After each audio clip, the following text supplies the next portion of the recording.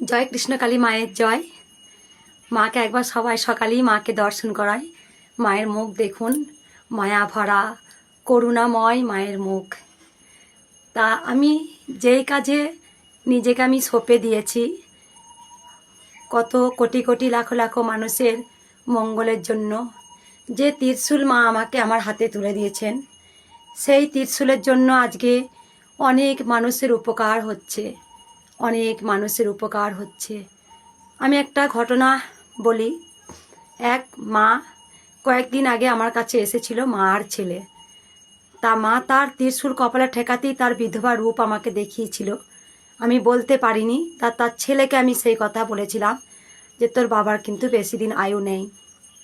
তা এখান থেকে যাওয়ার ঠিক এক সপ্তাহ, হয়তো জোর 2 সপ্তাহ হবে, বাবার প্রচুর শারীরিক অবস্থা খারাপ হয়। ডক্টরে পর্যন্ত লিখে দিয়েছিলেন বাবা 1.5 মাস বাঁচবেন।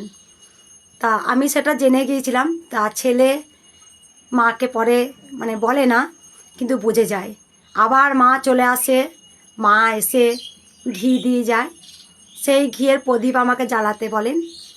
মায়ের কাছে আসেন। ছেলে কালকে ফোন করে জানিয়েছেন যে ব্যক্তিটা যে খারাপ কমেন্ট করে মায়ের নামে যে এত কিছু বলছে, অবশ্যই আমি প্রতিবাদ করব। মা যে মাকে এত বড় খারাপ কথা বলছে, সে তো একটা মায়ের কোনো সন্তানই নয়। আমার বাবা মিরাক্কেলের মতো বেঁচে গেছে। মা আমার বাবা মিরাক্কেলের মতো বেঁচে গেছে। যে ডাক্তার লিখে দিল 1.5 মাসের বেশি বাঁচবে না, বাঁচতে পারে না, আমার বাবা এখন হাঁটা চালা করে বেড়াচ্ছে। মাকে কাপড় মানসিক করেছে, আর যা যা দেওয়ার মানসিক করেছে। কালকেই ফোন করে বলল যে আমি যারা মাকে নিয়ে এত কুকথা বলছে, আমি তো প্রতিবাদ করবই। অবশ্য মাও দাঁড়িয়ে আছেন। সেই পাপিটার যে কি হবে, আর এতটাই ভীতু সেই পাপিটা। হ্যাঁ, আমি ভিডিওটা আমাকে সেই ভক্তই পাঠিয়েছিল, লিঙ্কটা পাঠালো, আমি দেখলাম খুলে। ওর শুধু একটাই কাজ, যারাই দেবতার নিয়ে কথা বলে, যারা ঈশ্বরকে নিয়ে থাকে, তাদেরকে মাটিতে পা দিয়ে পিষে মারার চেষ্টা করে। ওই পাপি কি জানে না যে ঈশ্বরদের নিয়ে এসব কিছু করতে নেই?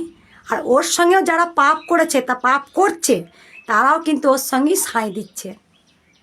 যাই হোক, সেই মা উপকার হয়েছে, পেয়েছে উপকার। সেই আমাকে ফোন করে বলল, আমি জানি কৃষ্ণকালী মা কতটা জাগ্রত। এতই ওর, আমি এটাও বলছি, আমার ভক্তরা আমাকে বলছে, তোর যদি এত বড় সাহস হয়, তুই মায়ের কাছে আয় না, মায়ের কাছে এসে সেই কথাটা বল। মায়ের নামে যে এরকম কথা বলছিস, আয় তুই মায়ের কাছে এসে বল। মায়ের চোখের দিকে তাকা, তাকিয়ে লেখ মায়ের কথাগুলো, লেখ মায়ের চোখের দিকে তাকা। পালোয়ান দেখাচ্ছিস, এত পালোয়ান। তা প্রত্যেকটা অনেক তো ভক্তরা তোকে মেসেজ করেছে, রিপ্লাই দিয়েছে তোকে। হ্যাঁ, তুই সব ডিলিট করেছিস কেন? ডিলিট করেছিস কেন তুই? সেই কথাগুলো রাখ। তোর যদি এত সাহস থাকে, আয় মায়ের কাছে, আয় মায়ের কাছে চোখের দিকে তাকিয়ে বল এই কথাগুলো। আমি সেটাই বলতে চাই। আমি তো তোর কোনো খারাপ ভিডিও করিনি রে। হ্যাঁ, আমি তো তোর কোনো কথা খারাপ কিছু লিখিনি। আমি মাকে যতটুকু ভালোবাসি, আমি মাকে নিয়ে থাকি, আমি মায়ের ভিডিও করছি। তুই কী ভাবছিস তুই ভালো থাকবি? তবে আমি তোকে অভিশাপ দিচ্ছি না। তুই জানিস না মায়ের আমি কি সন্তান, তুই জানিস না। এক ফোঁটা যদি চোখের জল আমার মাটিতে পড়েছে, আজকে ভালো থাকবি তুই, কালকে ভালো থাকবি তুই, তারপরে দেখে নিস।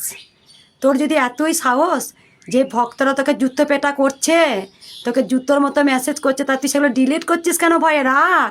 আর তুই এরকম আমাকে অনেকজনা বলছে তুই এরকম যারাই ঠাকুরকে ভালোবাসে তাদের নিয়ে এরকম কুকথা বলিস। দাঁড়া, তোকে বাড়তে দিয়েছে, তুই বাড়, আরও বাড়। তাই তো বলছি, তোর যদি সাহস থাকে সেগুলো ডিলিট করিস না। ডিলিট করছিস কেন?